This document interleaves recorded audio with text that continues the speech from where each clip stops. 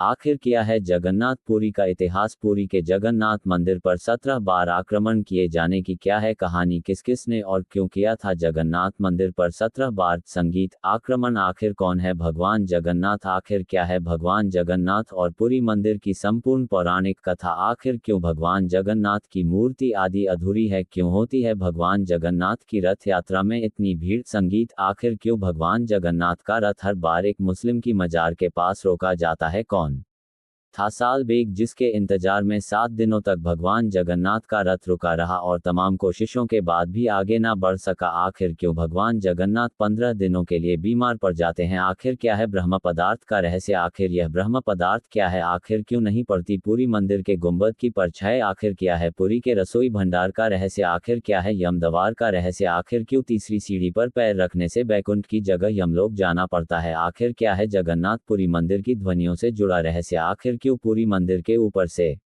कोई भी वायुयान नहीं उड़ाया जाता। आखिर क्यों जगन्नाथपुरी मंदिर के आसपास कोई भी पक्षी नहीं भटकता। बेड़ी हनुमान मंदिर का जगन्नाथपुरी से क्या है संबंध। आखिर क्यों हनुमान जी को बेड़ियों से बांधा गया है। कलयुग के अंत और जगन्नाथ से मिलने वाले संकेतों की आखिर क्या है कहानी। क्या सच में अब कलयुग का अंत निकट आ चुका है या फिर यह सिर्फ एक मनगढ़ंत कहानी है। इस वीडियो में हम कराएंगे आपकी सच से मुलाकात। दोस्तों भारत की भूमि रहस्यों और अद्भुत कहानियों से भरी हुई है। आज हम आपको लेकर चलेंगे एक ऐसी जगह पर जहां धर्म और आस्था का महासागर उमड़ता है।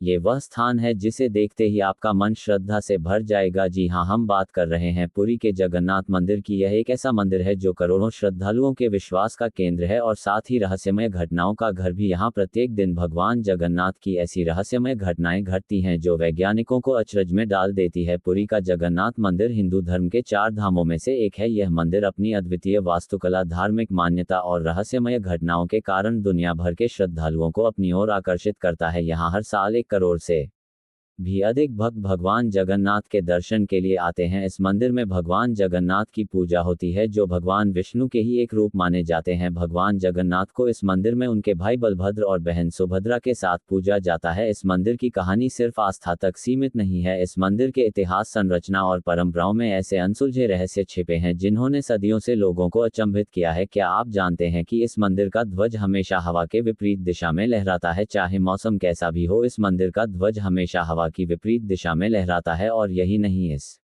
मंदिर के शिखर पर स्थित सुदर्शन चक्र को आप कहीं से भी देखें, ऐसा प्रतीत होता है कि वह आपकी ओर ही देख रहा है। आखिर इस रहस्य के पीछे कौन सी पौराणिक कथा जुड़ी हुई है। वैसे कुछ लोग पुरी मंदिर के ध्वज के विपरीत दिशा में उड़ने वाली बात पर यकीन नहीं करते हैं, लेकिन आज हम आपको इस वीडियो में पुरी मंदिर के ध्वज के विपरीत दिशा में उड़ने का लाइव प्रूफ देने जा रहे हैं जिसे चाहकर भी नकारा नहीं जा सकता। अब सवाल यह उठता है कि आखिर ऐसी कौन सी दिव्य शक्ति मौजूद है इस मंदिर के अंदर जो इस तरह की चमत्कारी घटनाओं को अंजाम देती है। आइए आज हम इस मंदिर की रहस्यमय यात्रा पर निकलते हैं और इस मंदिर के इतिहास के साथ साथ मंदिर में होने वाली उन सभी चमत्कारी घटनाओं के पहलुओं की बारीकी से जांच करते हैं। तो दोस्तों अपने कमर की पेटी बांध लीजिए और वीडियो को बिना स्किप किए पूरा देखें, क्योंकि आपको जगन्नाथ मंदिर से जुड़े हुए कुछ ऐसे रहस्यों के बारे में आज जानने को मिलने वाला है जिसके बारे में शायद ही आपने पहले कभी पढ़ा, सुना या फिर देखा होगा। वीडियो में आगे बढ़ने से पहले हमारा आपसे एक निवेदन है कि आप इस वीडियो को देखने के बाद हो सके तो अपनी स्मार्ट टीवी पर चलाकर अपने परिवारजनों को भी जरूर दिखाएं। चलिए दोस्तों, सबसे पहले हम बात करते हैं जगन्नाथपुरी मंदिर के निर्माण से जुड़ी पौराणिक कथा के बारे में, जिसमें हम जानेंगे कि आखिर यह भगवान जगन्नाथ कौन है और इनकी उत्पत्ति कैसे हुई, किस तरह से हुआ था पुरी मंदिर का निर्माण। भगवान जगन्नाथ की कथा की शुरुआत तब होती है जब कलयुग की शुरुआत के कुछ समय पहले भगवान श्री कृष्ण के जंगल में विश्राम करते हुए साबर कबीले के जरा नामक आदिवासी द्वारा हिरण को जानकर तीर चलाया जाता है और जरा का तीर सीधे भगवान श्री कृष्ण के पैर में लग जाता है, जिससे श्री कृष्ण की मृत्यु हो जाती है। श्री कृष्ण की मृत्यु से पहले जरा श्री कृष्ण से अपने अपराध के लिए माफी मांगता है। तब श्री कृष्ण उसे बताते हैं कि मैंने त्रेता युग में राम के रूप में अवतार लेकर बाली को छुपकर तीर मारा था। तुम पूर्व जन्म में वानर राज बाली थे, इसलिए मैंने अपने लिए वैसी ही मृत्यु चुनी जैसी बाली को दी थी। इसके बाद श्री कृष्ण की मृत्यु की खबर पांडवों को लगती है, तब वे भगवान कृष्ण के शव का अग्नि से अंतिम संस्कार कर देते हैं। लेकिन श्री कृष्ण का शरीर तो जल जाता है लेकिन उनका हृदय नहीं जलता है, जिसे देखकर पांडव आश्चर्यचकित हो जाते हैं और उनके हृदय को एक लट्ठे में बांधकर नदी में बहा देते हैं। लेकिन सब्र कबीले का जरा नामक आदिवासी रास्ते में उस लट्ठे से हृदय को निकाल लेता है जिसमें से नीले रंग की तेज रोशनी निकल रही थी और एक गुफा में जाकर उसकी पूजा करने लगता है। कुछ समय बाद सब्र कबीले के आदिवासी समुदाय द्वारा इसे नील माधव के रूप में पूजा जाने लगा, जो कि भगवान विष्णु का ही एक नाम है। इस कबीले के मुखिया का नाम विश्वासु था, जो भगवान नील माधव की नीलांचल पर्वत की एक गुफा में पूजा किया करते थे। उस समय एक चक्रवर्ती राजा हुआ करते थे जिनका नाम इंद्रद्युम्न था। यह मालवा के राजा थे जो धर्म रक्षक और दान पुण्य में हमेशा आगे रहते थे। राजा इंद्रद्युम्न भगवान विष्णु के बहुत बड़े भक्त थे। एक दिन राजा इंद्रद्युम्न को सपना आता है जिसमें वह एक पर्वत पर एक गुफा के अंदर एक नीले रंग के दिव्य प्रकाश के रूप में भगवान विष्णु के विग्रह को देखते हैं। तब राजा तुरंत सुबह उठकर कुछ जानकार विद्वान और ज्योतिष के साथ कुछ चित्रकारों को भी बुलाते हैं ताकि उनके सपने में देखे गए दृश्य का वह चित्र बनवा सके। फिर उन्हें वह अपने सपने के बारे में बताते हैं। तब उन विद्वानों में से एक विद्वान राजा को बताता है कि आप जिस जगह के बारे में बता रहे हैं, इस जगह का वर्णन पुराणों में देखने को मिलता है। इस जगह पर एक सुंदर पानी का सरोवर है और एक पवित्र गुफा भी मौजूद है और इस क्षेत्र को नीलांचल पर्वत कहा जाता है। लेकिन ये पर्वत कहाँ पर है इसके बारे में कोई जानकारी नहीं है। पता नहीं इस समय ये पर्वत इस धरती पर मौजूद भी है या नहीं। आपको इस तरह का स्वप्न आना भगवान श्री कृष्ण की कोई लीला भी हो सकती है। फिर राजा ने अपने सैनिकों को चारों दिशाओं में नीलांचल पर्वत और उस गुफा को खोजने के लिए भेज दिया। इधर राजा को एक और सपना आता है जिसमें वह समुद्र की लहरों को देखता है और फिर उसे एक मंदिर भी दिखाई देता है। फिर राजा को ये समझ आ जाता है कि भगवान क्या चाहते हैं। राजा अगले दिन ही मंदिर के निर्माण का कार्य प्रारंभ कर देता है, लेकिन समुद्र की लहरों के कारण मंदिर का निर्माण नहीं हो पाता। मंदिर का निर्माण होने के बाद समुद्र की लहरों के कारण मंदिर बार बार ध्वस्त हो रहा था। फिर राजा ने हनुमान जी की स्तुति की और मंदिर निर्माण में उनकी सहायता मांगी। हनुमान जी ने राजा का अनुरोध मान लिया और कहा, मैं यहाँ पर सूक्ष्म रूप में विराजमान रहूंगा। इसके बाद हनुमान जी समुद्र की तरफ मुंह करके बैठ गए। फिर मंदिर का निर्माण किया गया। हनुमान जी के होने से इस बार मंदिर ध्वस्त नहीं हुआ और मंदिर का निर्माण हो गया। मंदिर का निर्माण तो हो गया था, लेकिन राजा को अब भगवान के विग्रह को मंदिर के गर्भगृह में स्थापित करने की चिंता सता रही थी। नीलांचल पर्वत की खोज में गए राजा के सभी सैनिक खाली हाथ वापस लौट आते हैं, लेकिन राजा के इन्हीं सैनिकों में से एक सैनिक ब्राह्मण विद्यापति था। ब्राह्मण विद्यापति थोड़ा आध्यात्मिक किस्म का व्यक्ति था और उसने नीलांचल पर्वत को खोज लिया और उसे ये भी पता चल गया कि एक गुफा के भीतर भगवान के विग्रह की नील माधव के रूप में सब्र कबीले का मुखिया विश्वासु पूजा करता है और उन्होंने अपने देवता को नीलांचल पर्वत की गुफा के अंदर छुपाया हुआ है। ब्राह्मण विद्यापति इस बात को भी अच्छे से जानता था कि सब्र कबीले का मुखिया विश्वासु नील माधव का बहुत बड़ा उपासक है और उसने भगवान नील माधव के विग्रह को किस गुफा में रखा है, लेकिन वह इसके बारे में नहीं बताएगा। फिर विद्यापति ने दिमाग लगाया कि बल के सहारे तो उन्हें कभी भी भगवान का विग्रह प्राप्त नहीं हो सकता, इसलिए विद्यापति ने मुखिया की बेटी को प्रेम जाल में फंसाकर उससे विवाह कर लिया। फिर उसने विश्वासु की बेटी को अपने पिता को नील माधव के दर्शन कराने के लिए मनाने के लिए कहा, लेकिन सब्र कबीले का मुखिया विश्वासु नहीं माना। विश्वासु की उसकी बेटी के अलावा कोई संतान नहीं थी, इसलिए उसकी बेटी ने कहा कि आपके बाद हमें ही नील माधव की पूजा करनी है, इसलिए उनका पता बता दीजिए। फिर विश्वासु मान गए और विद्यापति की आंखों पर पट्टी बांधकर उसे उस गुफा में ले गए जहां पर नील माधव का विग्रह था। विद्यापति बड़ा ही चतुर था। आंखों में पट्टी बंधी होने के कारण रास्ते का पता लगाने के लिए उसने अपने हाथों में सरसों के बीज रख लिए और उन्हें रास्ते में डालता गया। जब बारिश का मौसम आया तो सरसों के बीज अंकुरित होकर उगाए। फिर वह राजा इंद्रद्युम्न के साथ आया और भगवान नील माधव के विग्रह को चोरी कर फरार हो गया। के अंदर नील माधव का विग्रह नहीं है। जब इस बात का पता मुखिया विश्वासु को चला तो वह काफी दुखी हुआ। विश्वासु भगवान नील माधव की पूरे सच्चे मन से भक्ति करता था। राजा ने भगवान के विग्रह को मंदिर में स्थापित कर दिया, लेकिन उस विग्रह से निकलने वाली नीली रोशनी इतनी तेज थी कि कोई भी उसके दर्शन नहीं कर पा रहा था, इसलिए राजा की चिंता अब भी खत्म नहीं हुई थी। फिर एक दिन राजा इंद्रद्युम्न के सपने में भगवान विष्णु आते हैं और उसे बताते हैं कि तुम्हें समुद्र में स्थित एक पेड़ के लट्ठे को लाना होगा जो द्वारिका से बहकर आ रहा है। तुम उस लट्ठे से मूर्ति का निर्माण करवाओ और उस मूर्ति के अंदर मेरे विग्रह को स्थापित कर दो। राजा ने फिर से अपने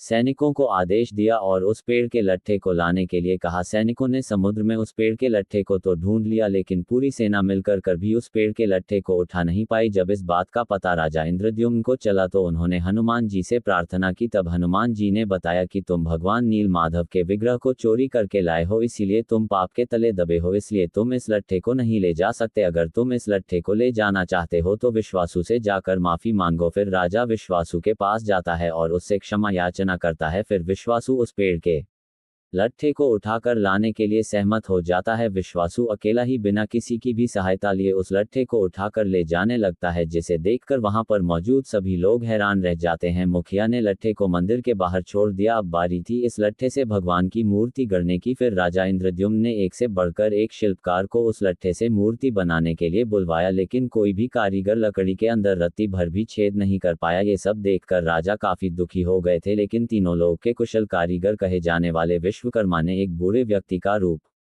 धारण करके उस लकड़ी से भगवान जगन्नाथ की प्रतिमा बनाने का फैसला लिया। भगवान विश्वकर्मा वृद्ध व्यक्ति का रूप धारण करके राजा के पास पहुंच गए और उनसे कहा कि वह नील माधव की मूर्ति बना सकते हैं। फिर राजा ने उस कारीगर से पूछा कि इस लट्ठे से कितनी मूर्तियां बनेगी। कारीगर ने कहा इस लट्ठे से 3 प्रतिमाएं बनेगी। पहली मूर्ति जगन्नाथ जी की, जिनकी प्रतिमा नाम के अनुसार नीले काले रंग की बादलों की तरह होगी। दूसरी उनकी बहन सुभद्रा की, जो हल्दी चंदन की तरह पीले रंग की होगी। दूसरी बलभद्र यानी कि बलराम की, जो शुद्ध सफेद होगी। यह सुनकर राजा खुश होकर शिल्पकार को प्रतिमा बनाने की अनुमति दे देते हैं, लेकिन इसके लिए उस शिल्पकार ने एक शर्त रखी, जिसमें उसने कहा कि मैं 21 दिनों में गर्भगृह के अंदर इस मूर्ति का निर्माण करूंगा और गर्भगृह में अकेले ही वह इस मूर्ति को बनाएंगे और कोई भी शख्स मूर्ति बनाते समय उन्हें दिखाई नहीं देना चाहिए। यदि कोई भी इन 21 दिनों से पहले अंदर आया तो वे मूर्ति को छोड़कर चले जाएंगे। राजा ने सभी शर्तें मान ली और एक बंद कमरे के अंदर भगवान विश्वकर्मा ने लकड़ी से मूर्ति गढ़ने का काम शुरू कर दिया। लोगों को आरी, छेनी और हथौड़ी की आवाज आती रही। कोई भी व्यक्ति कमरे के आसपास भटकने की कोशिश भी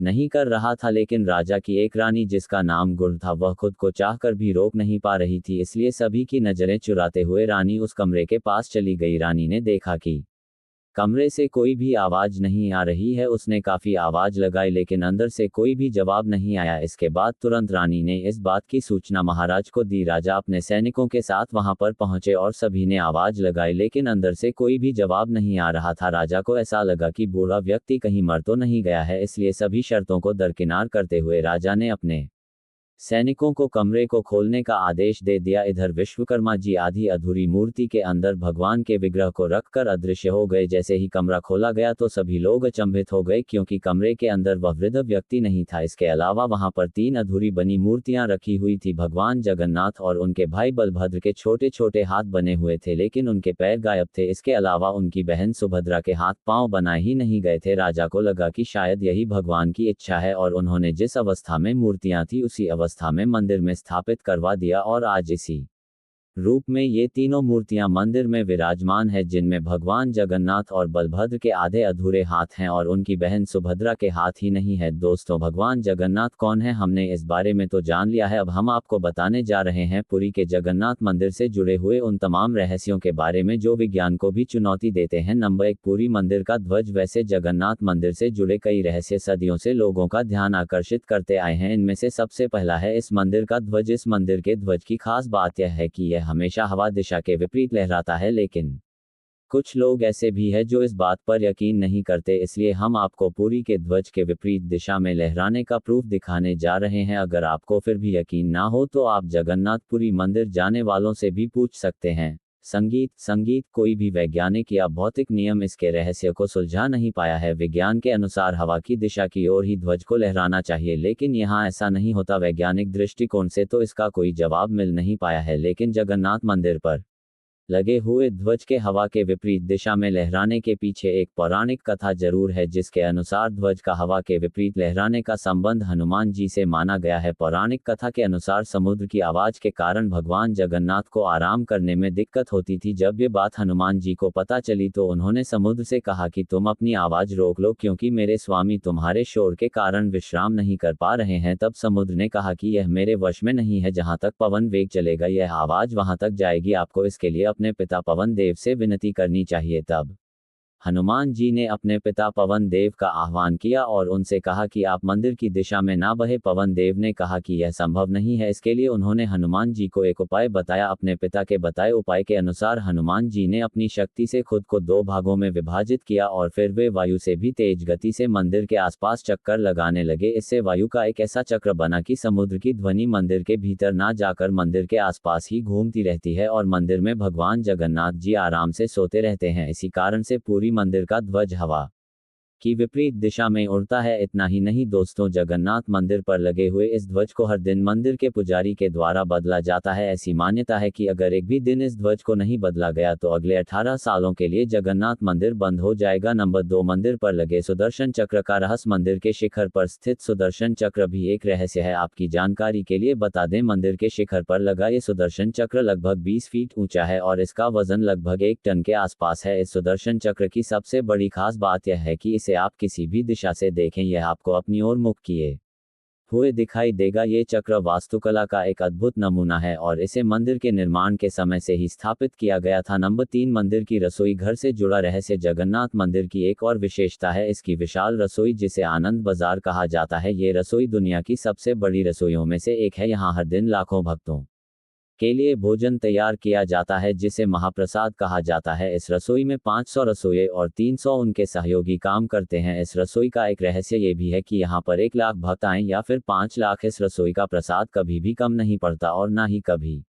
प्रसाद बचता है। जैसे ही मंदिर का गेट बंद होने का वक्त आता है, प्रसाद अपने आप खत्म हो जाता है। धार्मिक मान्यता के अनुसार यह महाप्रसाद भगवान जगन्नाथ की कृपा का प्रतीक है। ऐसा माना जाता है कि भगवान जगन्नाथ स्वयं इस बात की व्यवस्था करते हैं कि मंदिर में आने वाले हर भक्त को महाप्रसाद प्राप्त हो। चाहे कितने ही भक्त मंदिर में आए, हर व्यक्ति को तृप्त करने के लिए पर्याप्त मात्रा में प्रसाद मिलता है। मंदिर में प्रसाद बनाने की व्यवस्था इतनी सुव्यवस्थित होती है कि प्रतिदिन आने वाले भक्तों की संख्या के आधार पर प्रसाद तैयार किया जाता है। आश्चर्यजनक बात यह है कि कभी भी प्रसाद की मात्रा का गलत अनुमान नहीं लगता। ऐसा कहा जाता है कि भगवान जगन्नाथ स्वयं इस संख्या का निर्धारण करते हैं, जिससे प्रसाद ना तो कभी कम होता है और ना ही ज्यादा। इसके अलावा मंदिर में जो प्रसाद बनता है वह लकड़ी के चूल्हे पर ही बनाया जाता है। ये प्रसाद 7 बर्तनों में बनाया जाता है। 7 बर्तन को एक के ऊपर एक करके एक साथ रखा जाता है, यानी 7 बर्तन चूल्हे पर एक सी पीढ़ की तरह रखे होते हैं। सबसे हैरानी की बात यह है कि जो बर्तन सबसे ऊपर यानी 7वें नंबर का बर्तन होता है, उसमें सबसे पहले प्रसाद बनकर तैयार होता है। इसके बाद छठे, 5वें, चौथे,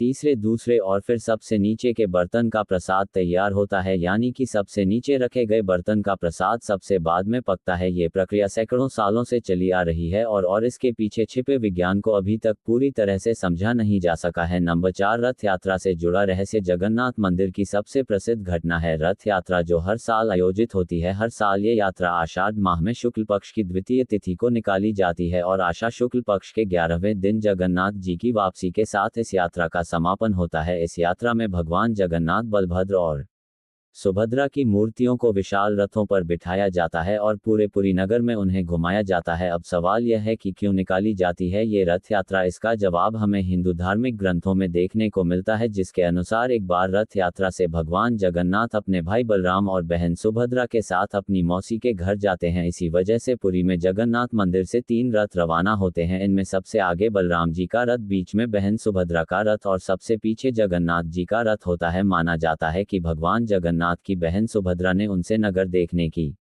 इच्छा जाहिर की, तब वह अपनी बहन को भाई बलभद्र के साथ रथ पर बैठाकर नगर दिखाने लाए थे। इस दौरान भगवान जगन्नाथ अपनी मौसी के घर गुंडिचा भी पहुंचे और वहां पर 7 दिन ठहरे थे। तभी से इस रथ यात्रा का आयोजन होता आ रहा है। ये रथ यात्रा भगवान जगन्नाथ के पुरी के बाहर दर्शन का प्रतीक है, जहां लाखों श्रद्धालु इस महायात्रा का हिस्सा बनते हैं। रथ बनाने के लिए इस्तेमाल की जाने वाली लकड़ी विशेष रूप से चुनी जाती है और इसे जंगलों से लाकर पुरी में काटा और तैयार किया जाता है। हर साल पुराने रथों को तोड़ दिया जाता है और नए रथ बनाए जाते हैं। सदियों से इन रथों का एक जैसा ही डिजाइन चला आ रहा है। बाबा जगन्नाथ की पूरी यात्रा के दौरान कई अद्भुत और चमत्कारी घटनाएं घटित होती हैं, जो भक्तों को आश्चर्यचकित कर देती हैं। रथ यात्रा के दौरान भगवान जगन्नाथ के रथ को खींचने का विशेष महत्व है। लाखों लोग रथ को खींचने के लिए जमा होते हैं। मान्यता है कि जो कोई भी इस रथ को खींचता है वह मोक्ष प्राप्त करता है। खास बात यह है कि रथ खींचने के दौरान लोगों को एक अदृश्य शक्ति का अनुभव होता है, जो रथ को गति देती है। कई बार ऐसा देखा गया है कि जब रथ को खींचने वाले भक्तों की कमी होती है, तब रथ स्वयं ही चलने लगता है, जो भगवान की दिव्य उपस्थिति का प्रमाण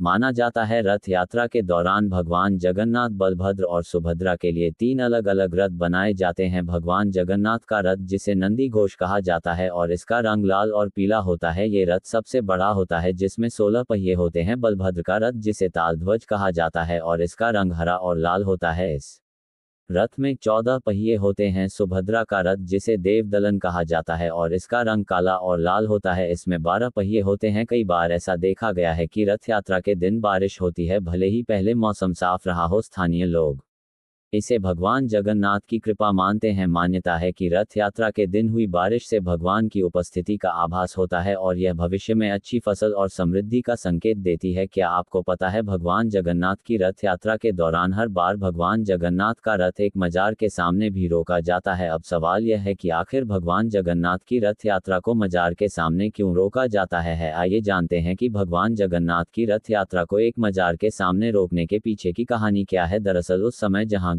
का एक सूबेदार हुआ करता था जिसने जबरन एक ब्राह्मण विधवा महिला का धर्म परिवर्तन करके उससे शादी कर ली थी और उसके 5 पुत्र हुए थे, जिनमें से उसका एक ही पुत्र बचा था जिसका नाम साल बेग था। माँ हिंदू होने की वजह से साल बेग में शुरुआत से ही हिंदू धर्म के प्रति आस्था थी। सालब की माँ भगवान जगन्नाथ की काफी बड़ी भक्त थी। एक युद्ध के दौरान सालब के पिता यानी कि जहांगीर का सूबेदार मारा गया। उसी युद्ध में सालब भी काफी ज्यादा जख्मी हो गया था। सालब की तबीयत काफी ज्यादा खराब हो गई जिससे कोई भी औषधि उसके शरीर पर काम नहीं कर रही थी। तब उसकी माँ ने बताया कि प्रभु जगन्नाथ भगवान विष्णु के ही अवतार है, तुम 12 दिनों तक उनका नाम जप करो, इससे तुम बिल्कुल ठीक हो जाओगे। सालब ने ऐसा ही किया। एक दिन भगवान जगन्नाथ सालब के सपने में आए और अपने शरीर पर लगाने के लिए उसे धूप दी और कहा इसे शरीर पर लगाने से तुम बिल्कुल ठीक हो जाओगे। सालब जैसे ही नींद से उठा तो उसे अपने पास में धूप रखी मिली। उसने उस धूप को जैसे ही अपने शरीर पर लगाया तो वह तुरंत ही ठीक हो गया। इस घटना के बाद सालब भगवान जगन्नाथ का पक्का भक्त बन गया और उसकी आस भगवान जगन्नाथ में बढ़ गई। वह इस घटना के दूसरे दिन ही भगवान जगन्नाथ के दर्शन करने के लिए निकल गया, लेकिन गैर हिंदू यानी कि मुस्लिम होने के कारण उसे मंदिर में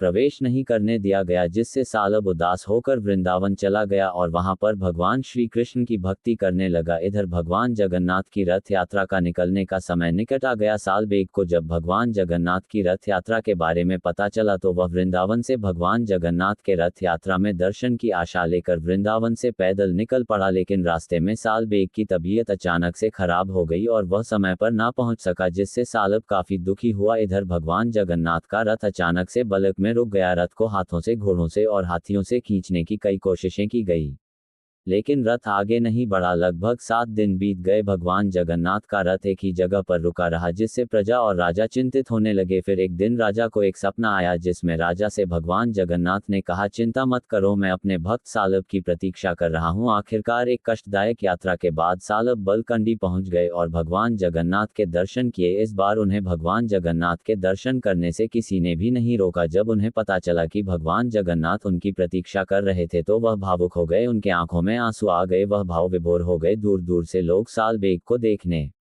आने लगे। सालब ने भगवान जगन्नाथ के लिए कई भक्ति गीत लिखे जिन्हें आज भी पूरी मंदिर के गर्भगृह में सुबह की प्रार्थना के रूप में गाया जाता है। जहां पर भगवान जगन्नाथ का रथ रोका था वहां पर साल बेग की मृत्यु के बाद उनकी समाधि बना दी गई और यह आज भी पुरी के वरदान में मौजूद है। इसलिए आज भी भगवान जगन्नाथ की रथ यात्रा के दौरान साल बेग के सम्मान में जगन्नाथ रथ यात्रा को साल बेग की समाधि के पास रोका जाता है। नंबर 6, मूर्तियों से जुड़ा रहस्य। भगवान जगन्नाथ की मूर्तियां भी इस मंदिर की रहस्यमय चीजों में शामिल हैं। सबसे खास बात यह है कि इन मूर्तियों को लकड़ी से बनाया जाता है। एक विशेष अनुष्ठान के तहत इन मूर्तियों को बदल दिया जाता है। इस अनुष्ठान के दौरान पुरानी मूर्तियों को एक गुप्त स्थान पर दफन किया जाता है और नई मूर्तियों का निर्माण किया जाता है। मूर्तियों में प्रयुक्त लकड़ी का चयन विशेष रूप से किया जाता है और इस पूरी प्रक्रिया को अत्यधिक गोपनीयता के साथ पूरा किया जाता है। यहाँ हर 12 साल में जगन्नाथ जी, बलदेव और देवी सुभद्रा तीनों की मूर्तियों को बदल दिया जाता है और फिर उनके स्थान पर नई मूर्तियां स्थापित की जाती हैं। मूर्ति बदलने की इस प्रक्रिया से जुड़ा एक रोचक किस्सा है जिसमें मंदिर के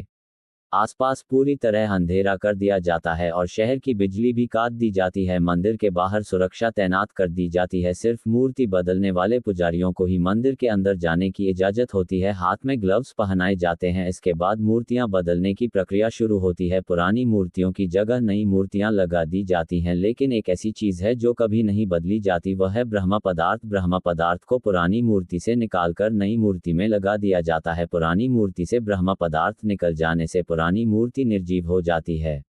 इसलिए पुरानी मूर्तियों को कोयली बैकुंठ में दफना दिया जाता है। इस प्रक्रिया को पाताली कहा जाता है। फिर इसके स्थान पर नई मूर्ति में ब्रह्म पदार्थ को हस्तांतरित कर दिया जाता है। 3 सबसे वृद्ध व्यक्ति ही इस पदार्थ को हस्तांतरित करते हैं। इस ब्रह्म पदार्थ को हस्तांतरित करने का अधिकार सब्र कबीले के वंशजों को ही दिया जाता है, क्योंकि सब्र कबीले के आदिवासी ही भगवान जगन्नाथ के सबसे पहले उपासक थे। ये ब्रह्म पदार्थ हर 12 साल में पुरानी मूर्ति से नई मूर्ति में बदल दिया जाता है, लेकिन मूर्ति बदलने वाले पुजारी को भी नहीं पता होता है कि यह कैसा दिखाई देता है। इस ब्रह्म पदार्थ को आंखों पर पट्टी बांधकर ही हस्तांतरित किया जाता है। मान्यता है कि इस ब्रह्म पदार्थ को बदलने की विधि को अगर किसी ने भी देख लिया तो उसकी मौत पक्की है। कहा यह भी जाता है कि अगर इस पदार्थ को किसी ने अपनी आंखों से देख लिया तो सामने वाले के शरीर के चित्र उड़ जाएंगे और उसे कभी भी मनुष्य रूप नहीं मिलेगा। इस ब्रह्म पदार्थ को हमेशा श्री कृष्ण से जोड़कर देखा जाता है। माना जाता है कि यह ब्रह्म पदार्थ और कुछ नहीं, श्री कृष्ण का वही हृदय है जिसे सब्र कबीले के लोग नील माधव के रूप में पूजा करते थे। मूर्ति बदलने वाले कुछ पुजारियों ने अपना अनुभव साझा करते हुए बताया है कि जब ब्रह्म पदार्थ पुरानी मूर्ति से निकालकर नई मूर्ति में डालते हैं उस वक्त ऐसा लगता है कि हाथों में कुछ उछल रहा हो, जैसे कोई खरगोश का बच्चा उनके हाथों में हो। कोई ऐसी चीज है जिसमें जान है, क्योंकि हाथों में दस्ताने होते हैं, इसलिए इस पदार्थ के बारे में कुछ ज्यादा एहसास नहीं हो पाता है। यानी ब्रह्म पदार्थ के किसी जीवित पदार्थ होने की कहानियां जरूर हैं, लेकिन इसकी हकीकत क्या है ये कोई नहीं जानता है। पूरी मंदिर की मूर्तियों में हस्तांतरित होने वाला ब्रह्म पदार्थ आज भी एक रहस्य है। वैसे आपका इस पर क्या मानना है, हमें कमेंट बॉक्स में जरूर बताएं। नंबर 6, मंदिर की संरचना और ध्वनियों का रहस्य। जगन्नाथ मंदिर की वास्तुकला भी अपने आप में अद्वितीय है। मंदिर का मुख्य गुंबद इतना बड़ा और प्रभावशाली है कि इसकी छाया दिन के किसी भी समय मंदिर के परिसर में नहीं पड़ती। अक्सर मंदिर में आपने 1 या 2 दरवाजे देखे होंगे, लेकिन जगन्नाथपुरी मंदिर में 4 दरवाजे हैं, जिनमें पहले द्वार का नाम सिंह द्वार यानी शेर का द्वार, दूसरे द्वार का नाम व्याघ्र द्वार यानी बाघ का द्वार, तीसरे द्वार का नाम हस्ती द्वार यानी हाथी का द्वार और चौथे द्वार का नाम अश्व द्वार यानी घोड़े का द्वार। जानकारी के लिए बता दें, मुख्य द्वार को सिंह द्वार कहा जाता है। इसके अलावा मंदिर के आसपास एक चमत्कारी घटना घटती है। पूरी समुद्र तट पर स्थित होने के बावजूद भी मंदिर के अंदर समुद्र की लहरों की आवाज सुनाई नहीं देती। जब तक आप लोग मंदिर के बाहर रहते हैं तब तक आपको समुद्र की लहरों की आवाजें सुनाई देती है, लेकिन जैसे ही आप मंदिर के सिंह द्वार के अंदर प्रवेश करते हैं लहरों की आवाज पूरी तरह से गायब हो जाती है। ये रहस्य आज भी अनसुलझा है और लोगों को सोचने पर मजबूर करता है कि आखिर ऐसा कैसे संभव हो सकता है। इतना ही नहीं, मंदिर के पास में ही स्वर्ग द्वार भी है, जहां पर मोक्ष प्राप्ति के लिए शव जलाए जाते हैं। सिंहद्वार में कदम रखने से पहले आसपास जलाई जाने वाली चिताओं की गंध आती है, लेकिन जैसे ही कदम सिंह द्वार के अंदर जाता है ये गंध भी खत्म हो जाती है। ऐसा क्यों होता है, इसके पीछे की पौराणिक कथा के बारे में हम आपको पूरी मंदिर के ध्वज वाले पॉइंट में बता चुके हैं। नंबर 7, मंदिर के ऊपर से नहीं जाता है कोई विमान और ना ही गुजरते हैं पक्षी। आमतौर पर ऐसा देखा गया है कि मंदिरों के ऊपर से पक्षी गुजरते ही हैं या कभी कभी उसके शिखर पर भी बैठ जाते हैं, लेकिन जगन्नाथ मंदिर इस मामले में सबसे रहस्यमय है, क्योंकि इसके ऊपर से कोई भी पक्षी नहीं गुजरता और ना ही इस मंदिर की गुंबद के ऊपर बैठता है। सिर्फ यही नहीं, मंदिर के ऊपर से हवाई जहाज भी नहीं उड़ते हैं। माना जाता है कि जगन्नाथपुरी मंदिर की सुरक्षा गरुड़ पक्षी करता है। इस पक्षी को पक्षियों का राजा कहा जाता है। यही कारण है कि अन्य पक्षी मंदिर के ऊपर से जाने से डरते हैं। दिलचस्प बात तो यह है कि जगन्नाथ मंदिर पुरी के ऊपर एक 8 धातुओं से निर्मित एक चक्र है, जिसे नीला चक्र या सुदर्शन चक्र के नाम से जाना जाता है। ऐसा कहा जाता है कि यह चक्र मंदिर के ऊपर से गुजरने वाले वायुयान में कई तरह की रुकावटें पैदा कर सकता है। इसी वजह से कोई भी वायुयान इस मंदिर के ऊपर से नहीं गुजरता। आश्चर्यचकित कर देने वाली बात तो यह है कि इंसानों तक तो ठीक है, लेकिन पक्षियों को कैसे पता है कि इस मंदिर के ऊपर से नहीं गुजरना है और ना ही इसके ऊपर बैठना है। नंबर 8, नहीं दिखती है मंदिर की परछाई। जगन्नाथ मंदिर करीब 4 लाख वर्ग फीट एरिया में है। इसकी ऊंचाई 214 फीट है। दोस्तों, किसी भी वस्तु या इंसान या फिर पशु पक्षियों की परछाई बनना तो विज्ञान का नियम है, लेकिन जगत के पालनहार भगवान जगन्नाथ के मंदिर का ऊपरी हिस्सा विज्ञान के इस नियम को चुनौती देता है। यहाँ मंदिर के शिखर की छाया हमेशा अदृश्य ही रहती है। इतना ही नहीं, अगर कोई व्यक्ति इस मंदिर पर जाकर खड़ा हो जाता है तो उसकी परछाई भी नीचे नहीं दिखाई देती है, जो अपने आप में काफी अद्भुत है। अगर इसके पीछे का वैज्ञानिक कारण जानने का प्रयास करें तो बताया जाता है कि मंदिर का शिखर इतना ऊंचा और विशिष्ट रूप से निर्मित है कि इसकी छाया ठीक से जमीन पर पड़ती ही नहीं है, या वह ऐसी स्थिति में होता है जहां से छाया देखने में नहीं आती। इसके अलावा दिन भर सूर्य की दिशा बदलती रहती है और यह भी कारण हो सकता है कि लोगों को शिखर की परछाई नजर नहीं आती। नंबर 9 जगन्नाथ मंदिर के रत्न भंडार से जुड़ा रहस्य। पुरी के जगन्नाथ मंदिर का रत्न भंडार मंदिर के सबसे बड़े रहस्यों में से एक है। इस रत्न भंडार में भगवान जगन्नाथ, बलभद्र और सुभद्रा की पूजा में इस्तेमाल होने वाले बेशकीमती रत्न, आभूषण और अन्य कीमती धरोहर रखी गई हैं। ओडिशा के कई राजाओं और सम्राटों ने इस खजाने में अपार धन, सोना, चांदी और रत्न दान किए थे। सन 1978 में रत्न भंडार का एक बार सर्वेक्षण किया गया था, लेकिन केवल बाहरी कक्ष की ही जांच की गई। भीत कक्ष की चाबियां रहस्यमय तरीके से गायब हो गई थी, लेकिन 46 साल बाद 2024 में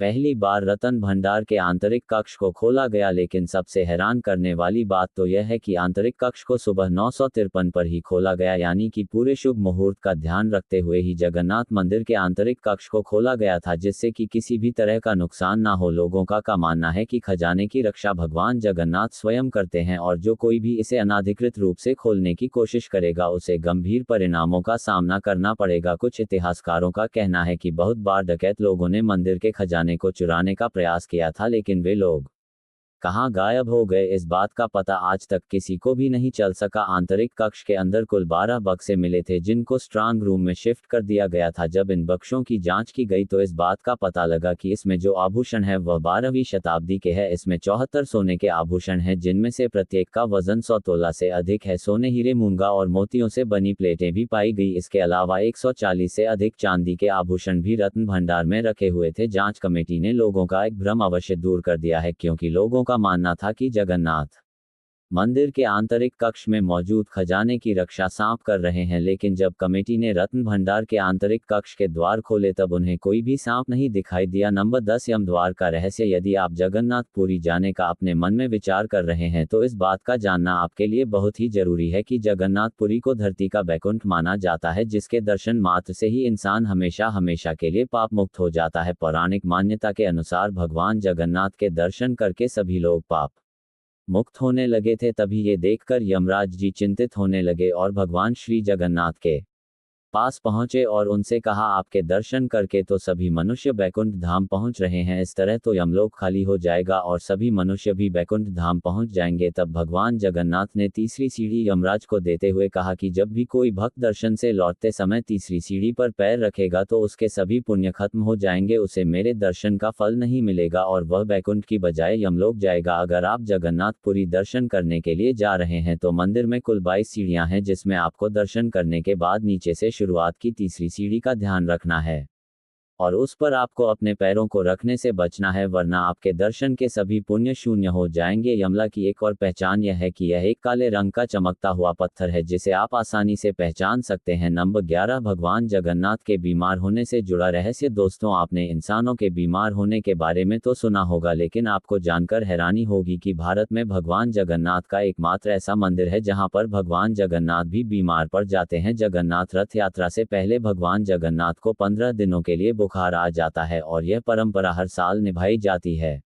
लेकिन क्या आप जानते हैं कि आखिर हर साल जगन्नाथ जी को 15 दिनों के लिए बुखार क्यों आ जाता है? जगन्नाथ यात्रा शुरू होने से पहले ज्येष्ठ माह की पूर्णिमा तिथि के दिन भगवान जगन्नाथ, बलभद्र जी और सुभद्रा जी को 108 घड़ों के जल से स्नान कराया जाता है, जिसे सहस्त्रधारा स्नान नाम दिया गया है। मान्यता है कि ठंडे पानी से स्नान के बाद तीनों बीमार हो जाते हैं और फिर इन्हें 15 दिनों के लिए एकांतवास में रखा जाता है और इस दौरान मंदिर के कपाट बंद रहते हैं। दौरान भगवान को आयुर्वेदिक जड़ी बूटियों से बनी दवाएं और काढ़ा दिया जाता है। 15 दिन बाद जब भगवान ठीक हो जाते हैं तब उनकी रथ यात्रा निकाली जाती है। लेकिन अगर इस चीज को पौराणिक कथा से जोड़कर देखा जाए तो एक पौराणिक कथा के अनुसार उड़ीसा की पुरी में भगवान जगन्नाथ के एक परम भक्त थे जिनका नाम था माधवदास। वो प्रतिदिन जगन्नाथ जी की भक्ति भाव से आराधना करते थे। एक बार माधवदास को अतिसार उल्टी दस्त का रोग हो गया था। वह इतने दुर्बल हो गए कि उनका चलना फिरना भी मुश्किल हो गया, लेकिन क्षमता अनुसार अपना कार्य स्वयं करते रहे। उन्होंने किसी की सेवा नहीं ली। माधवदास का रोग जब और गंभीर होता गया तब उनको उठने बैठने में भी बहुत ज्यादा परेशानी होने लगे। तब जगन्नाथ जी स्वयं सेवक बनकर उनके घर पहुंचे और माधवदास जी की सेवा करने लगे। जब माधवदास जी को होश आया तब उन्होंने तुरंत पहचान लिया कि यह तो मेरे प्रभु ही हैं। तब उन्होंने कहा, प्रभु आप तो तीनों लोकों के स्वामी हो, आप मेरी सेवा कर रहे हो, आप चाहते तो मेरा ये रोग भी तो दूर कर सकते थे, आप मेरा रोग दूर कर देते तो आपको ये सब करना नहीं पड़ता। तब भगवान जगन्नाथ जी बोले, मुझसे अपने भक्त की पीड़ा नहीं देखी जाती, इसलिए सेवा कर रहा हूँ। भगवान जगन्नाथ ने अपने परम भक्त को समझाते हुए कहा कि जो दुख हमारे भाग्य में लिखे हुए हैं हैं उन्हें हमें भुगतना ही पड़ता है। अगर इस जन्म में मैं तुम्हारा ये दुख दूर कर भी देता तो तुम्हें इसे अगले जन्म में अवश्य भोगना पड़ता, लेकिन तुम्हारा जो 15 दिन का रोग और बचा है इसे मैं स्वयं ले रहा हूँ। यही कारण है कि भगवान जगन्नाथ 15 दिनों के लिए बीमार पड़ जाते हैं और इस घटना को हर साल दोहराया जाता है। नंबर 12 बेड़ी हनुमान मंदिर से जुड़ा रहस्य। दोस्तों, वैसे तो आपने हनुमान जी के कई मंदिर देखे होंगे, लेकिन जगन्नाथ मंदिर के पश्चिम में समुद्र तट पर मौजूद हनुमान जी का मंदिर अपने आप में खास महत्व रखता है। इसका एक दूसरा नाम दरिया महावीर मंदिर भी है। पुरी में समुद्र किनारे मंदिर होने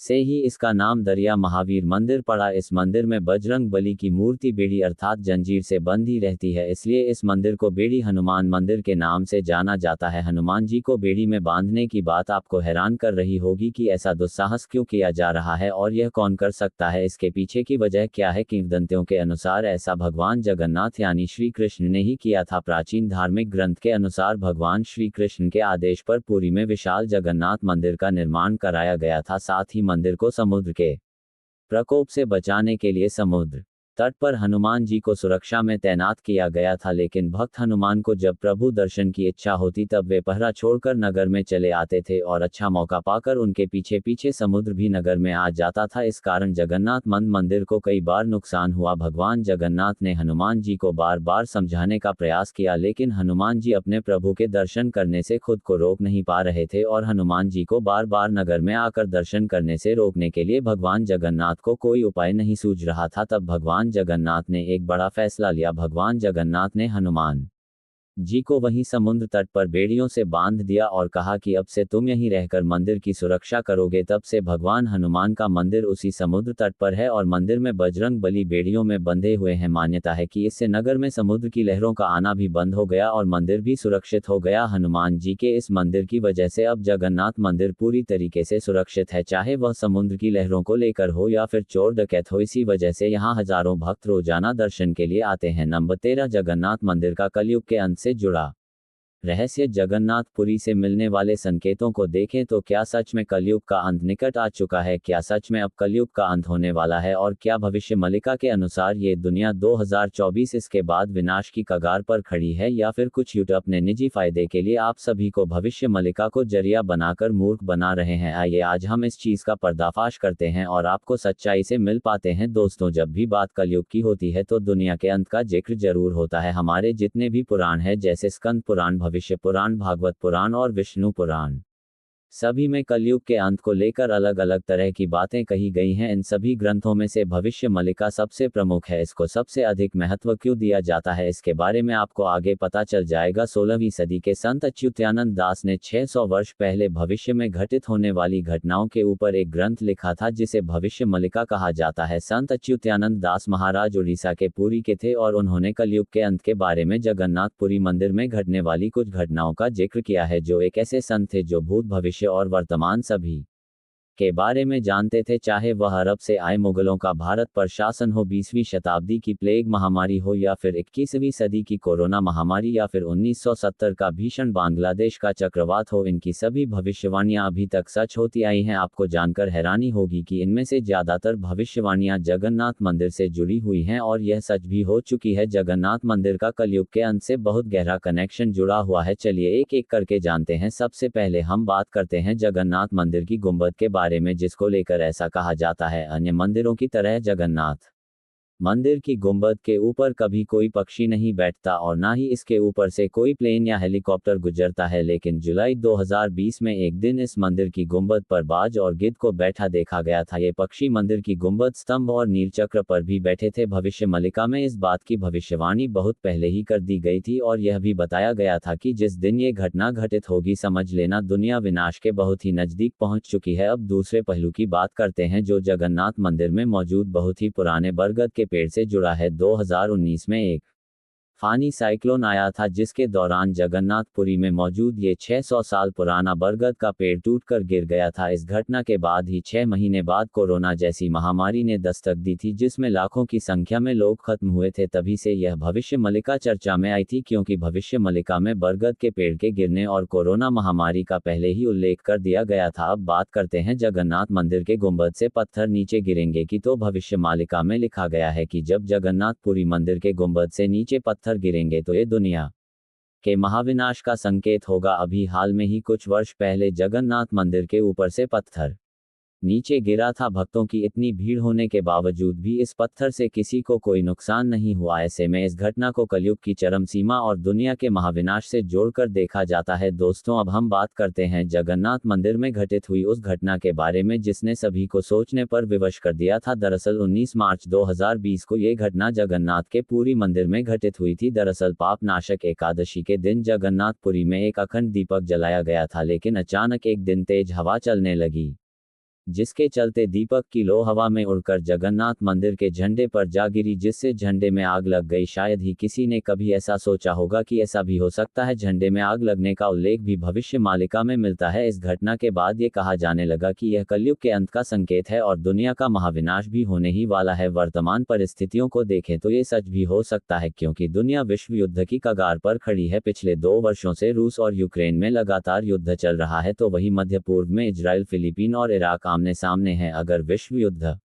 हुआ तो फिर इस दुनिया को एक भयानक विनाश से कोई नहीं रोक सकता। लेकिन भविष्य मलिका में ये भी बताया गया है कि जब कलयुग का अंत निकट आएगा तब जगन्नाथपुरी समुद्र के अंदर डूब जाएगी। फिलहाल में अभी ऐसा कुछ तो नहीं दिखाई दे रहा है, लेकिन कुछ अन्य घटनाएं हैं जो भविष्य मलिका में बताई गई हैं, वह जरूर घट चुकी है। भविष्य मलिका में ये भी बताया गया है कि कलयुग का अंत आते समय यमुना, गंगा और सरस्वती नदी सूख जाएगी। वर्तमान में सरस्वती नदी धीरे धीरे सूख रही है, यमुना नदी की हालत खराब है, लेकिन गंगा नदी अभी भी अपने यंग फेस में है। कुछ यूट्यूब भविष्य मलिका का हवाला देकर खूब व्यूज छाप रहे हैं, जिसमें वह कह रहे हैं कि 2024 के बाद ये दुनिया खत्म हो जाएगी, भारत पर सभी देश मिलकर आक्रमण करेंगे, ऐसा होगा वैसा होगा। आपकी जानकारी के लिए बता दें कि यह जो बातें आपको बताई जा रही है ये बिल्कुल भी भविष्य मलिका द्वारा प्रूफ नहीं है। कुछ लोग अपने मन से और भविष्य मलिका का गलत अनुवाद करके सिर्फ व्यूज के लिए मनगढ़ंत कहानियां आपको सुना रहे हैं और आपको डरा रहे हैं। भविष्य मलिका हमको ये बताती है कि इंसानों सुधर जाओ, वरना इसके परिणाम गंभीर होंगे। भविष्य मलिका हमें भविष्य में घटित होने वाली घटनाओं के बारे में बताती है, ताकि हम आने वाली आपदाओं से निपटने के लिए पहले सतर्क हो जाए। हमारे हिंदू धार्मिक ग्रंथों के अनुसार कलयुग की आयु 4,32,000 साल है और अभी कलयुग की आयु 4,26,000 साल और बची है। दरअसल बात यह है कि भविष्य मल्लिका का सहारा लेकर लोग भविष्य मल्लिका का गलत अनुवाद कर अपने मन से ही मनगढ़ंत कहानी बना रहे हैं। कलयुग के अंत में अभी काफी समय बाकी है, इसलिए आप रिलैक्स रहे और बिल्कुल भी चिंता ना करें। दोस्तों, अगर आप कहें तो हम भविष्य मल्लिका के ऊपर एक अलग से पूरा वीडियो बना सकते हैं। तो दोस्तों, ये थे जगन्नाथ मंदिर से जुड़े हुए वह तमाम रहस्य जिसके बारे में आज हमने इस वीडियो में जाना। इस वीडियो को देखने के बाद शायद ही आपके मन में जगन्नाथ मंदिर से जुड़ा हुआ कोई प्रश्न रहा होगा। फिर भी अगर जगन्नाथ मंदिर से जुड़ी हुई कोई ऐसी बात रह गई है जिसके बारे में हमने आपको नहीं बताया तो प्लीज़ आप कमेंट बॉक्स के माध्यम से ज़रूर बताएं। जगन्नाथ मंदिर पर 17 बार आक्रमण की कहानी बड़ी ही रोचक है, जिसे हम आपको इस वीडियो में नहीं बता सके क्योंकि हमारी वीडियो पहले ही हमारी उम्मीदों से ज़्यादा बड़ी हो चुकी है। इसलिए पूरी मंदिर पर 17 बार आक्रमण के ऊपर हम जल्द ही एक अलग से वीडियो बनाएंगे। अंत तक हमारे साथ बने रहने के लिए धन्यवाद। नाथों के नाथ जगन्नाथ की जय।